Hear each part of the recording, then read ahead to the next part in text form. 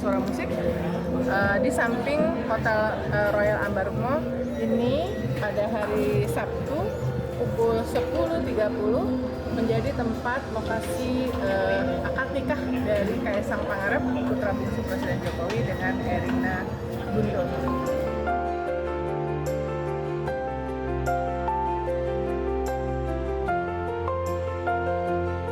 Ada 300-an tamu yang hadir di acara akad nikah Kaisang dan Erina Gudono.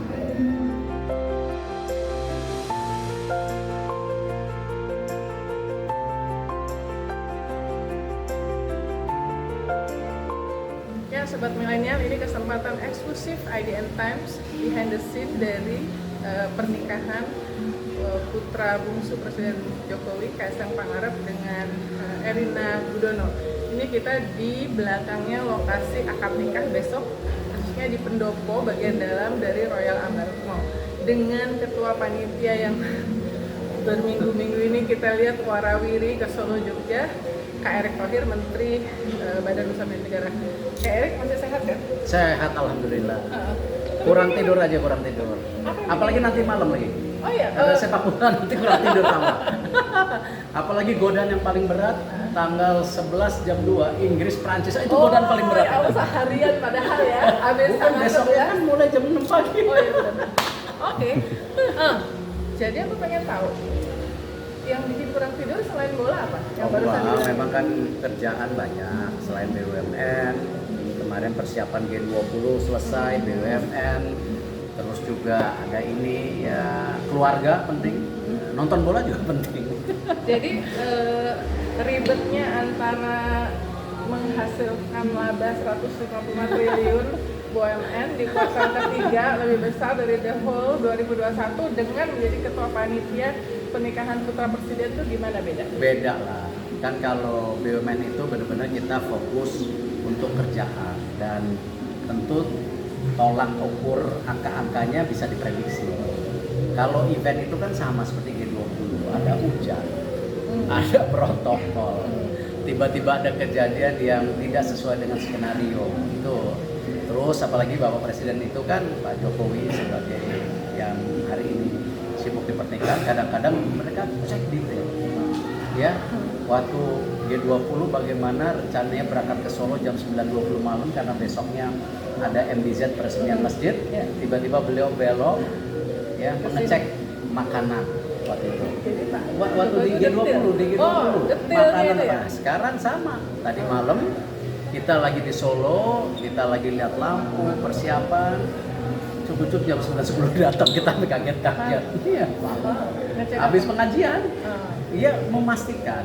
Jadi hari ini juga kita nih di sini tadi pagi, kalau saya kan sama bukan panitia yang muncul, tapi kita kan di belakang. Jadi kayak pengajian tidak ada di gambar, siraman tidak ada. Udah di sini tadi pagi-pagi makan.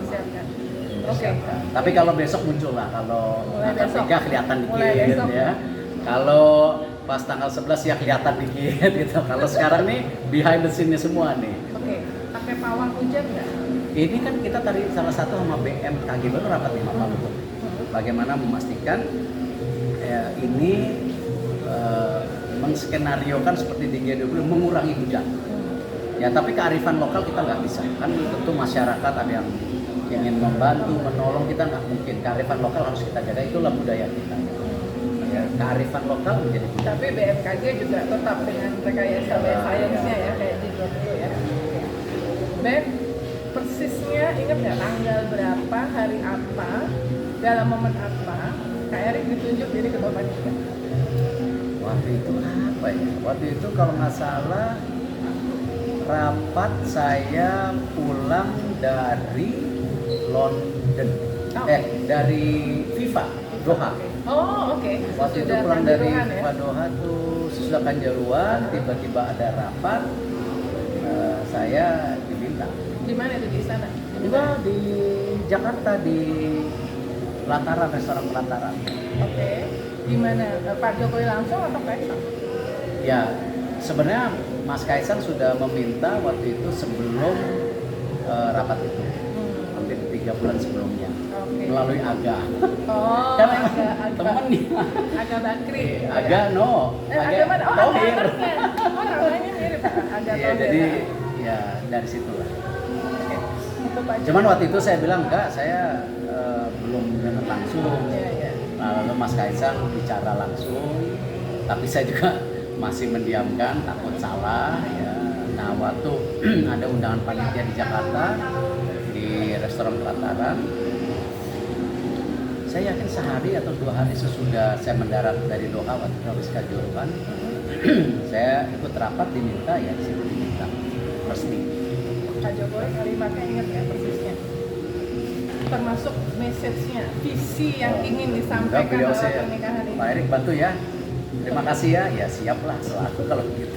Kebantu kan nggak ada judul ketuanya, tapi bantu Iya, sebagai ketua gitu. Iyalah. Dan yang paling penting kan bagaimana Pak Jokowi pesan bahwa ini sudah saatnya kembali kebudayaan ini kita kembali ingatkan. Karena kan banyak sekarang juga pengantinan, kawinan itu sangat modern dan menjauh dari unsur-unsur Karena mungkin kebudayaan pengen kita. praktis kali ya anak-anak zaman Mungkin sekarang. pengen praktis, tetapi kan gini loh. Saya bicara dengan Gen Z. Tahu nggak musik ini, lagu ini? Itu banyak yang nggak tahu musik dan lagunya. Ya, itu beda generasi. Tapi pertanyaannya kalau kebudayaan gimana? Masa generasi melupakan kebudayaan? Jas merah ya, jangan lupa sejarah. Itu ya. harus dikembalikan. Jangan kita jadi negara maju, tetapi kita juga tidak menjadi punya budaya yang kuat. Negara yang kuat itu karena kita punya karakter. Lihat Jepang, lihat Korea punya karakter. Nah ini yang harus diingatkan kita. Budaya adalah karakter kita. Gimana menjawab, karena kan ada pesta rakyat di 9 titik ya di Solo pada hari Minggu. Car Free Days juga. Car Free Days juga akan bagi-bagi makanan, itu semua biayanya dari mana? Mas Kaisang langsung. Langsung. Ya. Jadi kan itu memang dia punya restoran, ada pisang, mangkokku apa itu semua. Dan itu kan kadang-kadang ketika berpartner lupa. Ya dalam arti seakan-akan nih Mas Kaisang punya partner. Ya. Sama kayak dulu saya membangun Mahaka ada 2-3 partner. Tapi orang ingatnya Erick Thohir Mahaka, padahal punya partner. Nah, Mas Kaisang usahanya sangat sukses, restorannya segala, ya itu yang memang menjadi dia ingin membagikan. Dan nanti ada startup dia juga dipamerkan. Ada 16 startup kalau tidak salah. Jadi memang dia pengusaha. Dan saya rasa orangnya mengembirakan, orangnya sangat humble. Ya, cuman tipikal gen millennials, Gen Z, yang lebih outspoken, lebih pede gitu dan mau apa yang dia mau gitu kadang-kadang. Jadi emang ya menarik lah. Itu Gen A beda lagi. Tadi selain yang tadi yang pesan supaya mengembalikan kecintaan kepada budaya, tadi barusan cerita ada startup, kemudian sebetulnya the whole package apa yang ingin disampaikan lewat pernikahan ini? Ya, kalau Bapak sih bahwa pernikahan ini festival budaya. Tapi kalau Mas Kaisang tentu dia ingin ya namanya juga generasi muda. Kita ada ini loh, kita ada ini kan bayangin Kalian ya. masyarakat Solo nyobain merek makan ini pinter lah. Saya juga kalau Sekalian, boleh kalau ini bukan promo gitu. kalau saya boleh titip produk saya juga. Jadi Karena semua mata seluruh Indonesia ke acara ini. pinter lah Mas Kaisang, pinter lah. Bagaimana dia memasukkan unsur-unsur daripada promosi tipikal anak sekarang lah, ya tipikal anak sekarang gitu. Luar biasa. Saya juga pertama kaget-kaget ya. Tapi lalu bicara Jadi sama kayak Aga, expose, ya? bicara sama Aga. Ya, Aga juga mau katanya. Itu enggak ya? loh promosi Ada gratis. ribuan orang ya. Semua TV, semua Ya, media. kan itu produk ya. Apakah startup, apakah makanan itu kan consumer goods. Ya bukan yang kayak B2B banget kan gitu yang tertutup kan itu kan consumer goods gitu.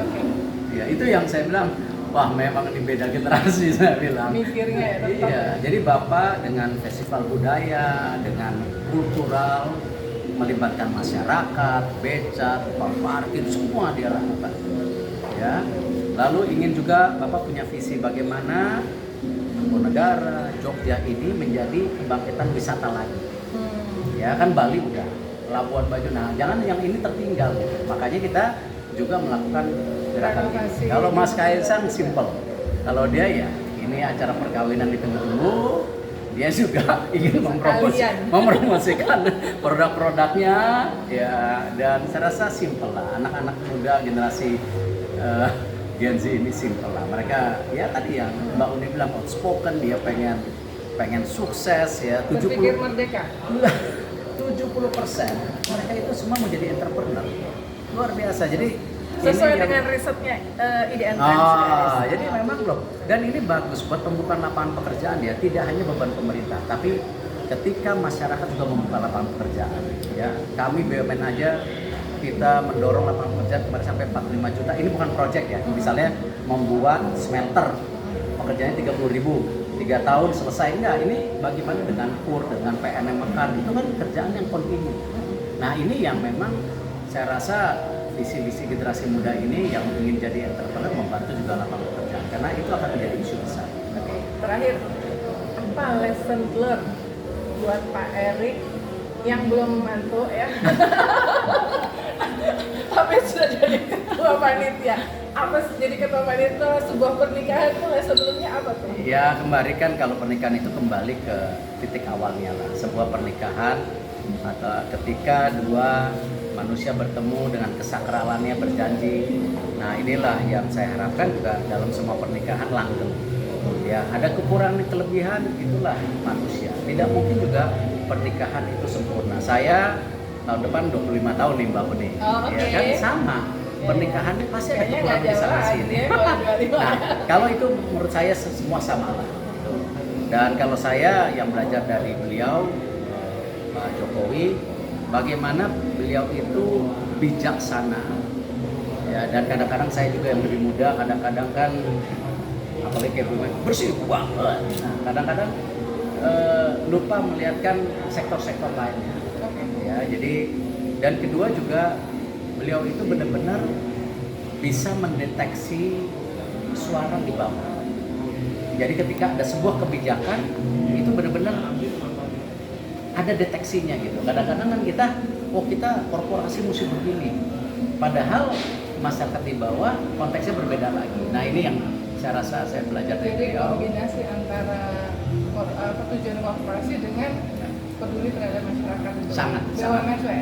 Sangat. Beliau juga sangat bagaimana negara harus maju, harus kuat, tetapi saat bersama kesejahteraan. Thank you so much Kak Erik, jaga kesehatan karena masih ada 2 hari lagi dan ditutup dengan yang paling berat tadi tanggal 11 jam 2 pagi Prancis Inggris. Pilih mana? Nah, saya Brasil. Tapi acara tanggal 11 dimulai jam 6 pagi. Oh iya, itu malam jadi 10 ini pagi. Berat banget ini. Kalau nanti malam harapan ya. Terus jam 2 nonton. Besok acara mulai jam 10.30 masih napas. Masih napas.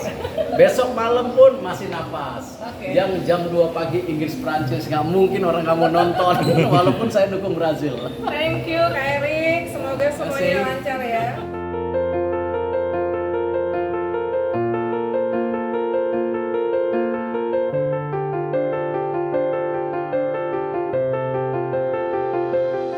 Pernikahan Kaisang Pangarep dan Erina Gudono menjadi sebuah atraksi budaya, khususnya budaya Jawa, yang diharapkan mengembalikan kecintaan anak-anak muda kepada budaya Indonesia.